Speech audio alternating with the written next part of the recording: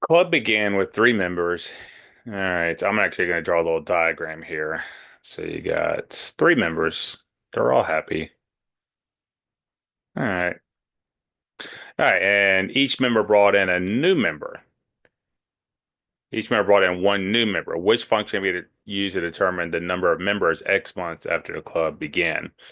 All right. So one thing you need to recognize is when one person brings in a new person, and then the next time a new person brings in a new person, and so forth, that's going to be exponential.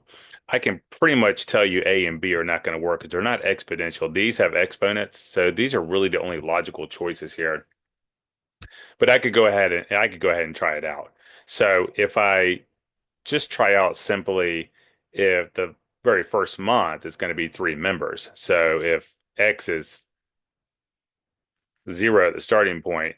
This works. This does not work.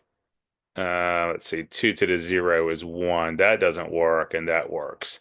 So it's kind of, I don't know, this is kind of obvious in a way if you kind of see it. All right, the next month, this guy brings in another person. This guy brings in another person. This guy brings in another person. So that's six people right there. So we got to get six. So now X is equal to one. So if I plug in, I do one here, that gives me two. Two plus three is five. That doesn't work. All right, we already know this one doesn't, but one, that gives me four. So again, that's a no.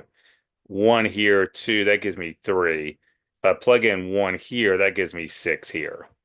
So then you could even go one more month if you want, and you could figure out that if X equals two,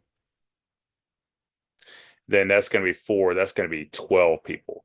So each month is going to double because you've got more and more people coming in. It's the classic pyramid kind of look or pyramid scheme, if you want to call it that.